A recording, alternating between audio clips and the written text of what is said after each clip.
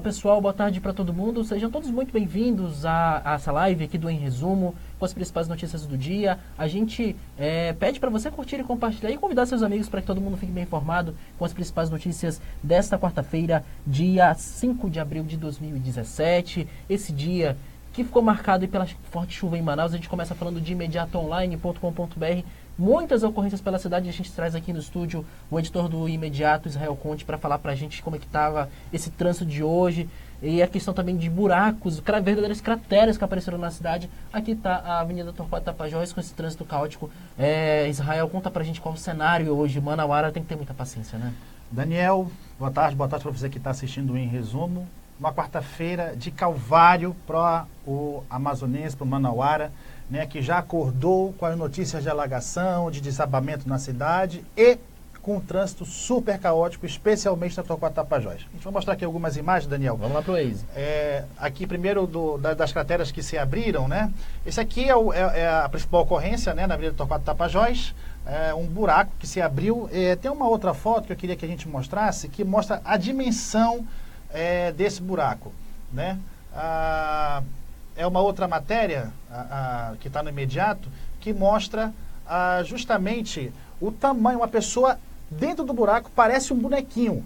Quer dizer, um buraco que ocupou duas faixas da Avenida Torquato Tapajós. Está aqui, ó, essa imagem que eu queria mostrar. Veja só o tamanho da cratera que se abriu lá. Enorme, né? Muito grande. E o tamanho da pessoa, né? E isso está causando um problema generalizado no trânsito de Manaus. A gente vai já ver no Waze isso. Eu queria mostrar uma outra imagem, segundo, por favor, de um outro buraco que também se abriu, não lá naquela matéria mesmo. Nós temos aqui, pode passar aí? Não está passando? Não está passando? A gente está na tela, né? A gente está na tela? A gente está na tela com ela. Tá, então está na tela lá. Esse é um outro buraco que se abriu na Maceió, perto ali do reservatório do Mocó, Daniel Jordano. Ali na final da Maceió, né? Já no final da Maceió, já chegando no cemitério. E esse outro aí, que não é um buraco, mas o asfalto está cedendo, é lá na Lores Cordovil, próximo, do lado da Arena Amadeu Teixeira, né? O pessoal já está lá do Manaus Trans, parece que estão fazendo o reparo na pista, mas enfim. O que a gente percebe dois buracos, sendo uma cratera gigante na Torquato, né? O asfalto cedendo e 37 ocorrências somente no dia de hoje. Está atualizada a partir de agora. Atualizou agora, que a Defesa Civil atualizou agora, 37 ocorrências em todas as zonas da cidade. Então é casa desabando, é muro deslizando, é alagação, é cratera se abrindo. Então hoje o amazonense viveu um caos e essas informações todas estão no imediatoonline.com.br. Acesse aí o nosso site e a fanpage também lá no Facebook. Vamos pro Waze? Vamos pro Waze. Como é que está essa situação de cima aqui? Olha só, praticamente todas as vias vermelhas, né?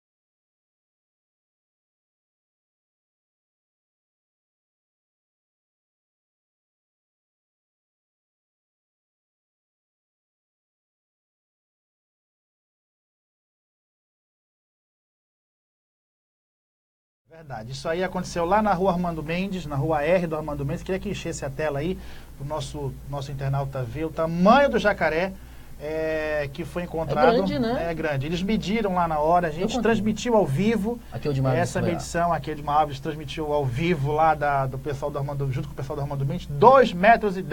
É grande, hein? 2,10 metros e ele atacou o idoso que tinha que passar pela...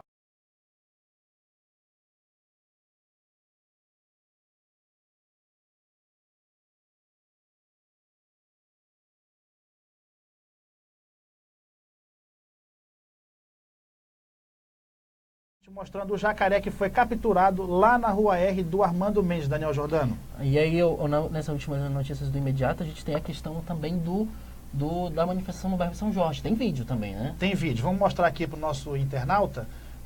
A ponte do São Jorge está interditada neste momento, sentido bairro Centro, porque é um protesto de moradores, ainda por conta daquela situação.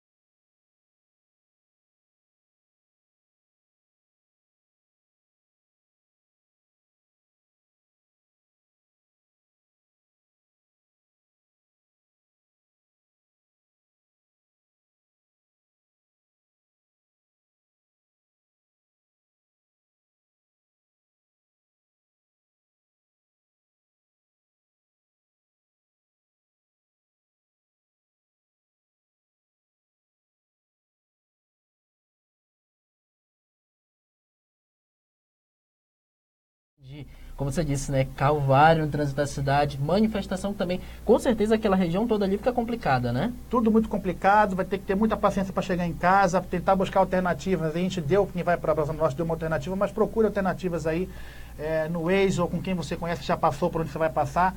E muita paciência, porque hoje está sendo um dia bem complicado para todo mundo. Tá certo, então muito obrigado, Israel, pelas informações. Você continua sempre muito bem informado com as notícias de polícia e cidades em imediatoonline.com.br. A gente já tem o Cadu aí de Brasília. Se não tiver o Cadu, a gente pode ir adiantando o Valério também lá do bncroraima.com.br, ver se a gente consegue contato com ele. Enquanto isso, a gente vai mudar de tela para falar sobre a questão do Temer, do governo Temer. A gente inicia o bloco do bncamazonas.com.br falando sobre uma pesquisa que o Estadão fez aí, que diz que o governo Michel Temer não consegue aprovar na Câmara o projeto da reforma da Previdência, polêmico porque mexe com direitos. Centrais sindicais já fizeram essas críticas todas, né? A Conferência Nacional dos Bispos do Brasil também critica a medida e, pelo visto, os deputados da Câmara não estão querendo apostar muita popularidade não nesse processo todo, né? Então você acompanha em bncamazonas.com.br justamente essa movimentação política do Congresso.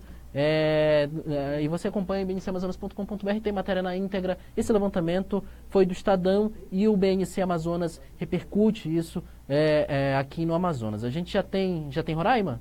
Então vamos para Boa Vista, Roraima, bncroraima.com.br. Luiz Valério tem as informações de lá ao vivo. Luiz, boa tarde para você em Boa Vista. A governadora denunciou aí ações protelatórias para retardar a doação de terra. O que isso interfere na vida do roraimense? Boa tarde para você. Boa tarde, Jordano. Boa tarde aos amigos do Resumo. Pois é, na semana passada, a Justiça Federal assinou positivamente, autorizando que o processo de repasse das terras da União para Roraima continuasse.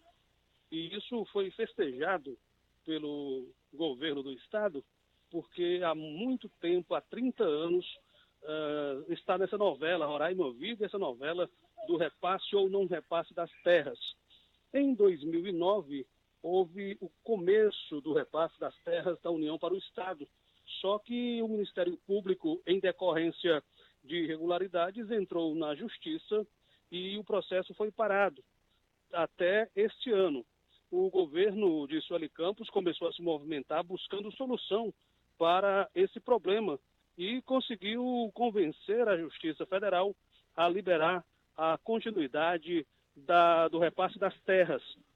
Acontece que ontem o INCRA disse à imprensa local que o repasse das terras a titulação não vai se dar de forma tão fácil assim, porque ainda existem algumas pendências a serem resolvidas, e para a governadora Sueli Campos está havendo aí ações protelatórias do INCRA, que é um órgão federal responsável por fazer esse repasse das terras, no sentido de atrasar o repasse das terras da União de 11 glebas para o estado de Roraima. A governadora entende que o órgão está aí fazendo, digamos, corpo mole para não repassar as terras de forma célere no sentido de que houve essa decisão da Justiça, porque, na verdade, já é uma espera de 30 anos que os produtores rurais ficam sem poder ter o título definitivo, e sem o título definitivo da terra não consegue financiamentos, por exemplo, junto às instituições financeiras, meu caro Jordano.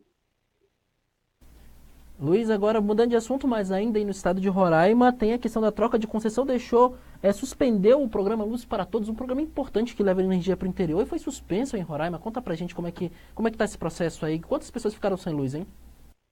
Olha, muita gente aguardava a chegada do programa Luz para Todos aqui em Roraima. Até agora, pouco mais de 13 mil famílias rurais haviam sido beneficiadas pelo programa Luz para Todos. Haviam recebido luz, energia elétrica em seus lotes, em suas propriedades. Com o repasse da SER, que é a Companhia Energética de Roraima, para o domínio federal, ou seja, para a Eletrobras Distribuição Roraima, quem passou a assumir a distribuição de energia elétrica, o fornecimento de energia para o interior, em vez da SER, foi a Eletrobras. E aí houve uma mudança aí na execução do projeto. Os recursos que estavam vindo para Roraima via SER, agora vão ter que ser realocados para a Eletrobras. E tudo isso vai causar atraso. Os investimentos acabaram não sendo feitos e o programa, em decorrência dessa mudança na distribuição de energia, na concessão de distribuição de energia, acabou atrasando o programa, acabou suspendendo, resultando aí na suspensão do programa, e até que se resolva, as famílias rurais que ainda esperam pela chegada de energia elétrica vão ficar, sim, apenas na espera. Tá certo, então, Luiz, muito obrigado pelas informações. A gente se encontra amanhã nesse mesmo horário aí, para falar das notícias aí de Roraima. Obrigado, boa tarde, viu? Boa tarde a você, até amanhã, então.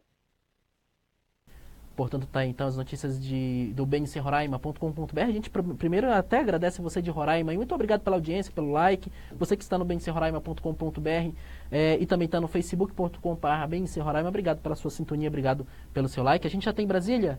A gente já tem Brasília, então vamos de Roraima para Brasília para falar com Carlos Eduardo Matos, porque foi adiada mais uma vez a discussão da Zona Franca de Manaus, um tema importante para a nossa região. Foi adiado de novo na pauta do STF, Supremo Tribunal Federal. Carlos Eduardo Matos de Brasília. Cadu, boa noite já para você aí em Brasília. Conta pra gente o porquê do adiamento, o que ficou acertado aí? Olá, Daniel. Olá, Israel. Tudo bem com vocês? Olá, os nossos amigos do BNC que nos acompanham ao vivo.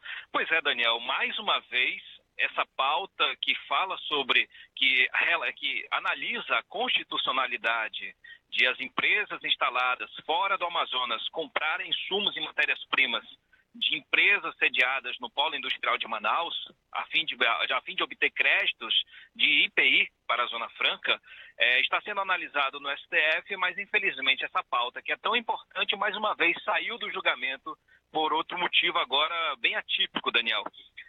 O novo ministro, recém-possado, Alexandre de Moraes, ele manifestou desejo de votar sobre a matéria, né? E pelo regimento, quando o novo ministro manifesta desejo e quando o relator da matéria já manifestou voto, o caso sai da pauta para que ele possa se inteirar sobre o assunto.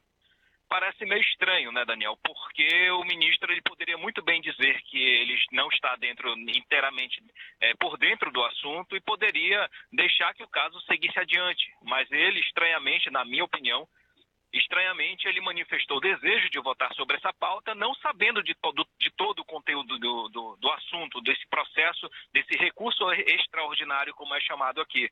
Então, acabou que o caso saiu da pauta para que o governo do Amazonas se manifeste e apresente o seu argumento para o novo ministro, Alexandre de Moraes, para que ele se intere totalmente do assunto e manifeste o seu voto. Ou seja, o caso adiou novamente. Quem acompanhou esse caso foi o deputado estadual Serafim Correia, do PSB do Amazonas, que manifestou frustração, né? Nós conversamos com ele agora há pouco e visivelmente frustrado, porque essa pauta vem sendo aguardada há muitos anos, não só pelos empresários do Polo Industrial de Manaus, mas também pelo governo do estado, porque isso daí geraria um aumento de arrecadação para o estado e também aumento de faturamento para as empresas do Polo Industrial de Manaus por causa dos créditos de IPI. Mais uma vez, saiu da pauta e sabe lá quando, Daniel, essa informação não te conseguimos obter, quando esse recurso extraordinário vai voltar para a pauta de julgamento do STF. Daniel. Tá certo então, Cadu. Obrigado pelas informações. Uma boa tarde, boa noite para você. A gente volta amanhã com as notícias do Planalto Central. Boa tarde, boa noite, Cadu. Boa noite, Daniel. Um abraço a todos, para o Israel aí também, para todos o BNC e para o público em geral. Tá, então o Cadu trazendo essas informações lá de Brasília. A gente continua na questão do judiciário, mas aqui no Amazonas, porque a justiça negou liminar que era contra o aumento do ICMS. Aquele aumento de 2% do governo do estado, aprovado na Assembleia na semana passada, essa liminar é um pedido da OAB e de alguns deputados aqui do Amazonas que viam ilegalidades nessa aprovação dessa lei. A justiça negou que tenha havido algum tipo de irregularidade, e os detalhes todos você acompanha em bncamazonas.com.br, o motivo, né, o que levou o magistrado aí, a justiça negar essa liminar para a OAB e para os deputados de oposição. A gente vai mudar de tela para falar agora das rapidinhas do BNC. Você já sabe, né? O que é de bastidores da política você acompanha nas rapidinhas do bncamazonas.com.br. Vamos acompanhar aqui em sequência. A gente tem a informação, ao amazonino, ex-governador, ex-senador e também ex-prefeito de Manaus, deve visitar amanhã por volta das 11 horas a UEA. Vale lembrar que ele foi quem criou a UEA há cerca de 15 anos e vai fazer uma visita lá, a pedido inclusive da própria reitoria, vai ser recebido pelo reitor da UEA e também por funcionários. Os detalhes todos dessa visita você acompanha em bncamazonas.com.br nas rapidinhas. Vamos só descer aqui, segundo, para a gente mostrar uma situação. Israel, a gente abriu o programa de hoje com Israel, com imediatoonline.com.br, para falar da chuva, né? O prefeito em exercício, Marcos Rota, do PMDB, está aproveitando bem a ausência do prefeito Arthur, do PSDB, por conta da licença médica. Ele está aproveitando bem esse tempo para estar lá na comunidade. Ele foi nessa comunidade de João Paulo, na Zona Leste, onde teve um desabamento hoje de manhã, por conta da forte chuva. Ele aproveitou para fazer as imagens aí com o pé na lama, com abraçando as pessoas. E o detalhe político, o viés político, você acompanha no bncamazonas.com.br. Tem até um vídeo, ele fez um vídeo selfie, então você vai lá e confere lá os bastidores dessa visita, né? Só vamos agora, nas rapidinhas mesmo, vamos baixar aqui para falar da última informação do Em Resumo. O vice-governador Henrique Oliveira vai aí a Coari, numa comunidade onde tem uma exploração de petróleo. Foi escalado pelo governador José Mello para fazer essa visita lá em Coari no sábado já, numa comunidade em Coari, para visitar a exploração de petróleo de uma empresa russa que está fazendo essa prospecção de petróleo aqui no Amazonas, tudo autorizado pela Agência Nacional do Petróleo. Então o vice-governador vai fazer essa visita, foi escalado pelo governador José Mello para fazer essa visita lá em Coari, para ver como está a questão da exploração do petróleo no Amazonas, né? Agora a gente encerra o assunto político para falar do Hashtag Toadas. Você já sabe, já é tradição aqui no Amazonas, todo sábado a partir do meio-dia no Facebook do BNC, tem aí o Hashtag Toadas com as principais músicas, né? E a gente tem nesse sábado aí o Davi Assayag e o Pop da Selva, Arlindo Júnior. Vai ser no 092 ali no Veralves. Vamos mostrar como é que faz para... Vamos mostrar a casa, olha, vamos ver se a gente consegue mostrar como é que é o 092. Aí a localização do 092, que fica na rua Jutaí, lá no Veralves. Vamos mostrar dentro. Vale lembrar que cabem aí cerca de 800 pessoas, é um grande espaço, Vamos mostrar aqui então, olha só. Esse é um espaço muito bonito lá, viu? Espaçoso, tem estacionamento, tem segurança. Então o Hashtag Toadas vai ser lá para fazer essa homenagem ao Arlindo Júnior Ele que, você sabe, ele tá no tratamento de saúde, mas está em Manaus, então vai fazer esse encontro com o rei Davi Assayag. Vai cantar as principais toadas do Boi Bumbá Caprichoso. Os dois são do Caprichoso, né? Mas também vai ter garantido, né? Faz parte da história do festival, faz parte da história da toada. Então, os dois que já duelaram por vários tempos na época, o Davi no Garantido e o Arlindo Júnior no Caprichoso, fizeram belas canções, interpretaram belas toadas. E vi aquela disputa saudável dos dois. Você vai reviver isso no sábado, a partir do meio-dia. A gente te convida no bncamazonas.com.br, que você vai saber como que faz para adquirir seu ingresso, ver a localização direitinho e tá por dentro dessa grande confraternização, dessa grande festa do Hashtag Toadas, resgatando aí essa rivalidade saudável, digamos assim, entre Davi Assayag e Arlindo Júnior. Com essa informação, a gente termina o Em Resumo de hoje, agradecendo a você pelo seu like, pelo seu compartilhamento. Muito obrigado pela sua audiência e a gente volta amanhã nesse mesmo horário. BNC, você precisa saber. Olá! Para investir em infraestrutura, o governo de Roraima teve que negociar dívidas da gestão passada que não prestou conta de recursos federais. Agora, já foram investidos mais de 30 milhões de reais na recuperação de pontes e estradas. Na região sul, os 65 quilômetros da BR-210 entre Novo Paraíso e São João da Baliza estão recebendo asfalto de qualidade. O pessoal sofreu muito sem esse asfalto. Agora está muito bom, porque antigamente ou era na poeira ou era na lama. Em Caroebe, o asfaltamento de 10 quilômetros da Vicinal 5 viabiliza o escoamento da produção de banana e beneficia 150 famílias da região. Há 34 anos a gente puxava banana aqui numa carrocinha 3, 4 quilômetros de a pé. É uma façanha a gente já ter esses 10 quilômetros de asfalto. Por lá, o governo também está reconstruindo a ponte sobre o rio Jatapuzinho na Vicinal 34. Isso é Roraima em ação. Governo de Roraima. A vontade faz acontecer. A vida no interior não é fácil. A gente luta e trabalha duro. Mas, com o apoio de sua agência de fomento, o governo do Amazonas já levou 128 milhões em financiamentos do Banco do Povo a 26 mil empreendedores, gerando emprego e renda. Mais tecnologia e produtividade, o trabalho de nossa gente impulsionando a economia. Depois da ajuda do governo, melhorou a minha produção e os negócios estão indo de vento em popa. Governo do Amazonas, governo das pessoas.